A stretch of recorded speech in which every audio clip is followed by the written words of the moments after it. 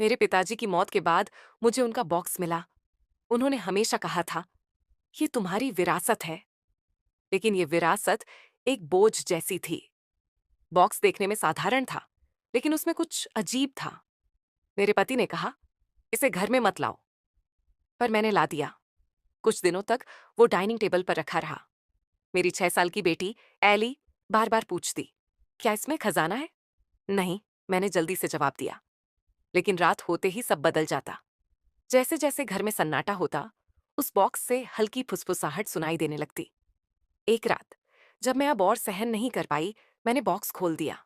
अंदर कुछ भी नहीं था, पर ऐसा लगा जैसे वो गहराई किसी दूसरी दुनिया में जाती हो। और फिर वो गंध, सिगरेट, पसीना और शराब मेरे पिता की याद दिलाती थी। कुछ दिनों बाद एली ने आधी रात को मुझे उठाया। वो रो रही थी। मेरे कमरे में एक आदमी है, उसने कहा। कैसा आदमी? पेल फेस वाला? उसने कोने की ओर इशारा किया। मुझे लगा ये सपना है, लेकिन फिर मैंने उसे देखा। एक सफेद चेहरा, खाली आंखें। वो सिर्फ मेरे नहीं, एली के भी पीछे था। एक रात जब सब सो रहे थे, मैंने बॉक्स फिर खोला।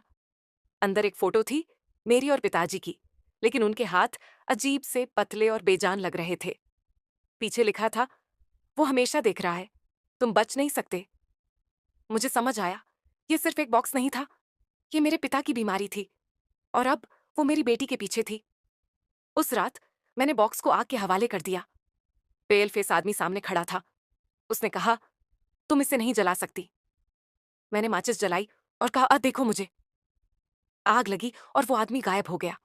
आज घर में शांति है, पर कभी कभी सिगरेट और शराब की हल्की गंध याद दिलाती है कि कुछ चीजें पूरी तरह खत्म नहीं होती।